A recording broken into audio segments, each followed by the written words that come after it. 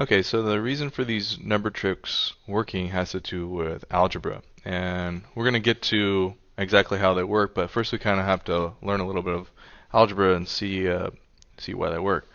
Okay, so when we pick a number, our test number could be anything. We'll say, I don't know, 5.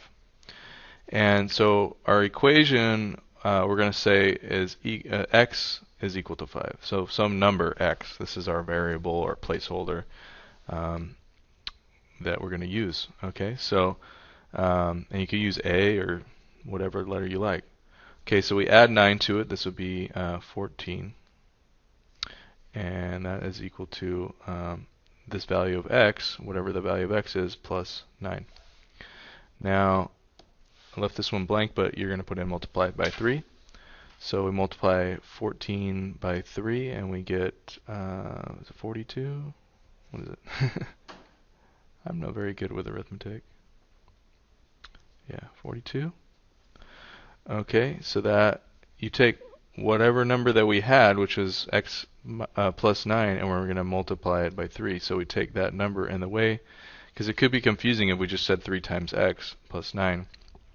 So we want to make sure that we're adding 9 to it first. So we put it in parentheses, and that makes sure that we're doing that first, and then we multiply it by 3. So that's the way that you would write it. And you could put the times 3 afterwards or before, it doesn't really matter.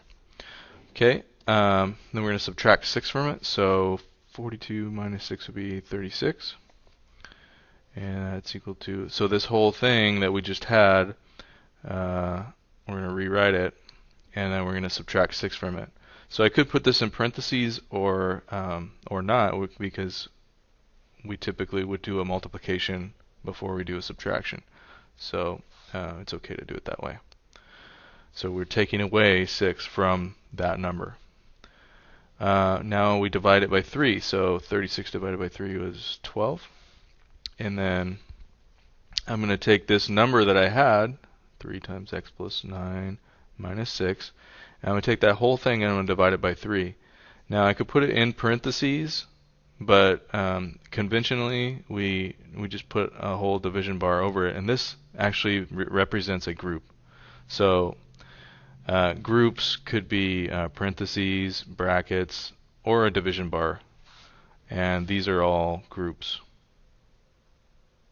Okay, so this whole group means we're going to do that first if we were, going along in this process. Okay, so last we're going to subtract our original number, which was 5, so that was 7.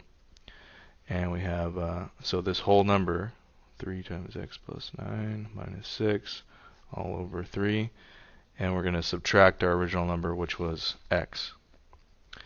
Now, we're not going to do it now, but you can show that this expression, so an equation is 2 expressions. So this is an expression, 7, this is an expression, and we have an equal sign between them, so that makes an equation. So we have 2 expressions separated by an equal sign is an equation. We can show that this expression is equivalent to 7 no matter what, and you can kind of see that I can divide these both by 3, and we'll get to that a little bit later down the road, but I just want to show you the process that you build, how you build an expression. Okay, so let's do one more. Let's pick an easier number. How about 1? And add 7 to it. It's 8. So this is x plus 8. And then multiply by 4. That's 32. So this is 4 times x plus 8. And then we're going to subtract 16 from it. That'd be 16. 4 times x plus 8 minus 16. Divide it by 4, which would be 4.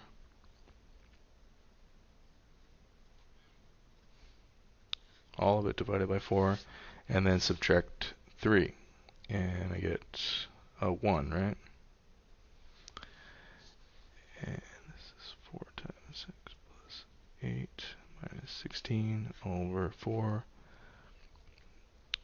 Did I do that right? So add 7 to it, multiply by 4, subtract 16, divide by 4, subtract 3. It's like that. Okay, so I don't know if this one will, I think this one always comes out to the same number that you started with. And maybe you can prove that this is always going to be equal to x. I think that's the case. Okay.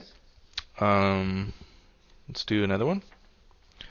So now they've given us the expression here, and we need to fill in the words that describe what's happening to the expression. So let's pick a number. How about 1? Multiply it by 9. So that expression would be 9 times x. And then we're going to take that value, 9x, and we're going to do what to it? We're going to subtract 18, right? So we'd write that in here. Subtract 18. So we actually end up with a negative number, right? 9 minus 18 would be negative 9. Okay, then we take that number, and what do we do to it? We take this whole group, and we divide it by 9. So this is divide by 9, which would be negative 1. And then it looks like we take that whole group again, and then we take away x. So this is subtract your original number, right? And our original number was 1, so we get negative 2, right? Negative 1 minus 1 would be negative 2. Alright, and then it's take the whole group again, and we add 2 to it, so that would be 0. And I think this one always ends up being 0. So try that out with some different numbers and see what you get. So what did we do last? We add 2. Alright, so it's important to kind of think about the words that you would use in English to describe what's happening to the expression each time. That's really helpful in math, is to actually think about what is happening. So we're adding 2 as the last step. We're subtracting the original number as the last step. And dividing by 9 was the last step. And then subtracting 18, and then multiplying it by 9, and that's where we started, right? So if you kind of also think about it backwards, that's what we're going to do next.